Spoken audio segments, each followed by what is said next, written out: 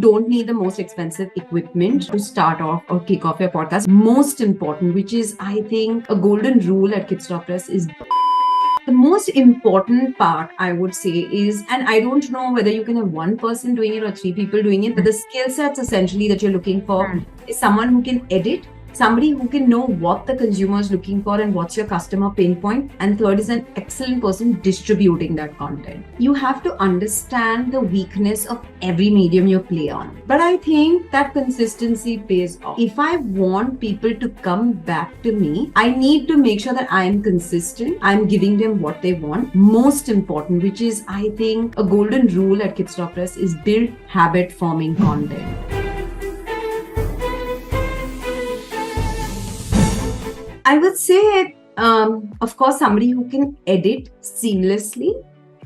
Second is somebody who understands the consumer or the listener, whatever it may be in your case, and somebody who understands distribution very well. Because podcasts, there are so many podcasts. Three things very important is, one is figure out you don't need the most expensive equipment to be a podcaster or to start off or kick off your podcast. And we understood that very early on while we were doing research. So if I have to literally go down to those 6 weeks, we were researching on topics, subjects, understanding consumers.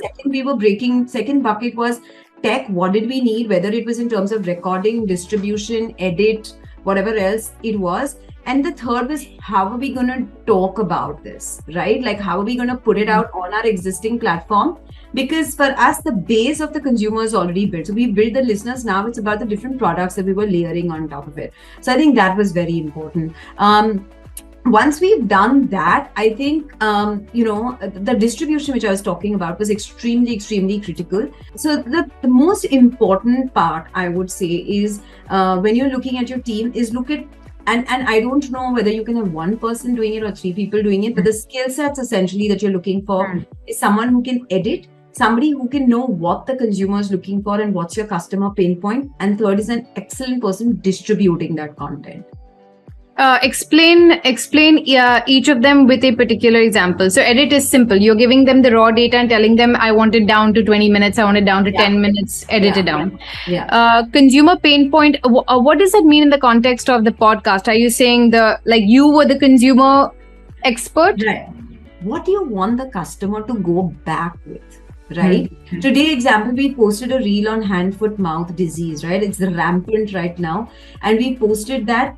What does the customer want from you? He wants to know, how does it happen? How do I cure it? Can there be a relapse? What are the signs? What are the symptoms? What can I do?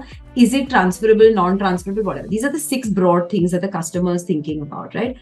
Is your content delivering that?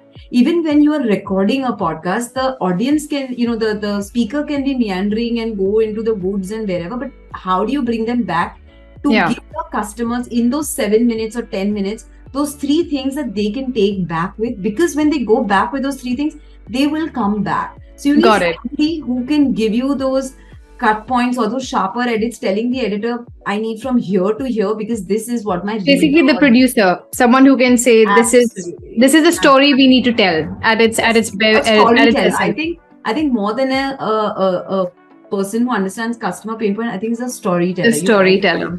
Makes sense. And what about distribution? What do you mean by distribution? This is the most critical thing, Bhapsi, because the other two can be addressed. But distribution is important because which are the platforms you're going to be distributing on? What is going to be your distribution strategy? Understanding analytics, whether it's Apple, whether it's Spotify, whether it's a third platform, whether it's social media that's driving, or whether it's your website that's driving, whether it's WhatsApp that is driving, right? And distribution even in terms of collaborations, because you can't be a podcaster speaking to the universe and lying on a high chair and saying, okay, I'm speaking, everybody listen. Your guest is just as important. So distribution also involves the right kind of guest to bring on, because collaborations will increase reach, right? So that is important. Distribution on social media, like how are you going to tell people, I have a product, please take a look at it.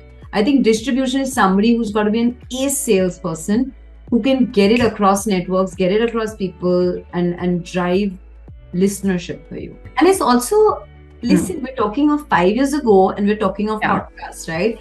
There was no playbook.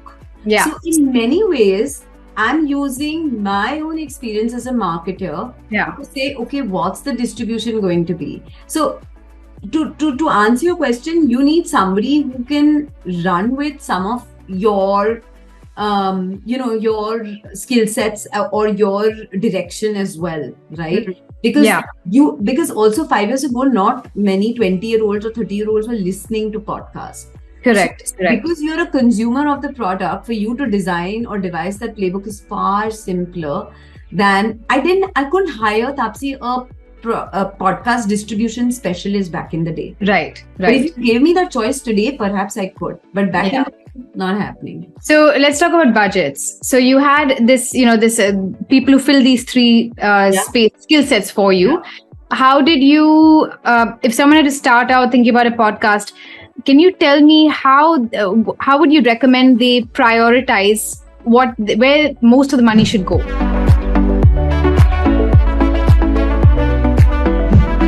So, today, unlike 5 years ago, a lot of it can be done digitally, right? Yes. Through a lot of apps, through a lot of podcast specialist recording apps. So you literally rendered devices like a microphone or a specialist camera or a specialist recording studio, etc. You made a lot of them redundant. But so that's a great advantage. I know, like, we were deliberating even back in the day to buying a professional microphone and even costing, and again, Amazon wasn't the Amazon, so a lot of it had to be imported and stuff, and it was expensive. But I would say that if you're really budgeting for it, invest in great products which are digital, which are apps or recording apps or podcast specialist apps that exist today. So you can you can almost make the middleman redundant because you can do it, right? That is one. Second is invest definitely in a good editor and a good I would say again a generalist distributor and social media savvy person. Got it. The reason that today social media is driving distribution and is one of the largest distribution mechanisms in the country. Of course. There's somebody who understands video, because video is audio without video and video without audio is not a good marriage, right? They have to go hand in hand. So you have to have someone who understands both mediums extremely well, because you will need video for distribution of audio as well. Unless you are a Naval Ravikant who can get away with illustrations and see this god of podcasts and stuff. But that will be the case. But I would say if you do not have a clear roadmap or you're not monetizing it from day one, it's a long game. So just getting a great editor, investing in great apps, and getting someone who understands social media and distribution is great. Option 3, you can just go with a production house who is a specialist in podcasts and say, listen, I'm the talent. I'm happy to host a podcast. How do I go about it? Because there are lots of them today. Yeah. So what would be a rough starting out budget? Are you saying, at least 20,000, 30,000, put that aside to get a podcast off the ground, month on month? Is that what would be a ballpark figure for money that people should realistically plan for if they want to start doing podcasts? Right. It again depends on frequency, how many episodes you want to get out in a month. If you are saying, okay, I'm going to do a weekly or a fortnightly, roughly estimate about 20,000 per episode, or 20,000 at least. Even if you're doing it like absolute basic 20,000 a month for 2 episodes or 3 episodes at best, I would say use tools like a Fiverr for getting if you're just experimenting, I want to try it for 3 months, works or not. Get on a Fiverr, get people to edit it and see if it actually works for you. Do the distribution yourself, record over a Zoom or any other recording app. But make sure that the sound is kick-ass, because the person has to literally, it's like good old days, Taapsee, where you thought that an RJ would look like this. You had this vivid picture of an RJ. That's right. You almost feel like, when people are listening to this, they need to say that I was in a room with Taapsee and Mansi listening to this conversation. I was a part of this conversation with them in the room. That's the feeling. How you deliver it in that budget that you have, which is 20,000, 30,000, whatever else it is, I think is secondary, but what you're sharing and the distribution and the quality of audio, three things don't compromise on. Okay, this is really good advice, especially if someone, and I do like the fact that you mentioned Fiverr, because I don't think a lot of people know that that's a platform that you can go to in order to get freelancers at all types of budgets. Absolutely. So if you're looking to get started, you don't have a lot, you want to just test out the waters, I think it's a great space I mean, of course, you have to look and vet, but nothing like having a bunch of freelancers at your fingertips, who you can reach out to. So I think that's a really cool tip for people who are listening. Okay, so we've talked about that. So let's talk about timeline.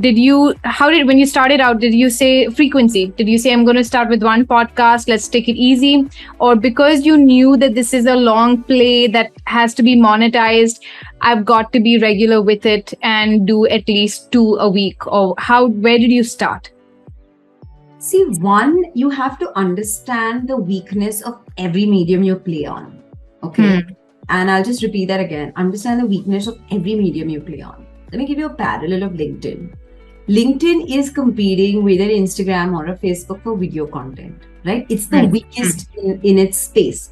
Yeah. So LinkedIn will push you up if you post more videos versus static or just long pieces, right? Unless you're publishing on the LinkedIn Pulse platform, right? Which again, it's trying to push.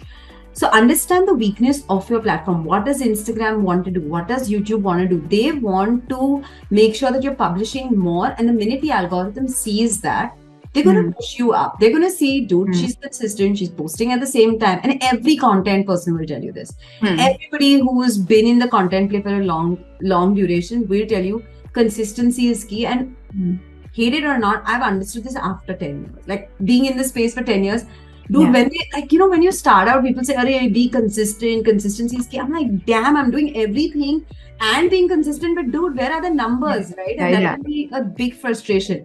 But I think that consistency pays off. So for me, it wasn't about saying what should be the frequency and what's the frequency I can map, but saying if I want people to come back to me, I need to make sure that I'm consistent. I'm giving them what they want. And most important, which is, I think, a golden rule at Kidstalk Press, is build habit forming content, right? Get the person so used to your content that he almost feels something's missing if you're not sharing that on a particular day. For us, example, even on our Instagram, every morning at 9 a.m., we'll put a funny, humorous parenting post, right? Which could be, parenting is like a walk in the park, Jurassic Park, right? Like I just remember one of them, so I'm reading that aloud, but parents relate to it. It's not trivializing the problem, but saying, this is an option we've made, let's have fun with it. Now, if we don't post at a particular time or at 9, and even if it's 9:03, our DMs will be flooded. Hey, you haven't posted it today. Or, when your posts are coming back to you as WhatsApp forwards, or they become display pictures of people, or they become screensavers of people, you build habit forming content, right? They remember you by the content that you posted. So the reason I'm mentioning this is, if it becomes almost, and people who listen to podcasts, they're bound by habit. Like I look forward to going for a morning walk so I can listen to a podcast. Also understand what your consumers bundling your product and service with, right? So that becomes very, for me, it was okay, is the mother listening to it when she's walking alone in the evening on her evening walk? Is the child listening to it on the way going to a class? So let's release it at 4 p.m. on a Tuesday, right? Or is the child walking, is the mother playing it aloud when the child is going to school? So that drive in the morning from 7 to 7:15, can we release a new episode? Because that's the school drop-off time. So knowing your consumer and saying, what's the habit that I want to build? We got so many parents saying that, listen, your podcasts are like breakfast table conversations for us. So we just put it on and we're listening and then we discuss it as a family. So I'm like, there you go. We need That's to amazing. do it at this time. So understanding frequency would be how much you can manage, feeding into the algorithm of the distribution that you're looking at. And third is, are you building habit forming content and frequency? That's most important. If you're saying I'm going to do it once a week, stick to that once a week. If you're saying new episode out every fortnight, new episode has to be out every fortnight. Make sure you send enough reminders. Hey, we're launching. Hey, this is happening. Because today, even an Indian matchmaking needs enough and more promos for launching season 2. Yeah. So we're the lesser mortals.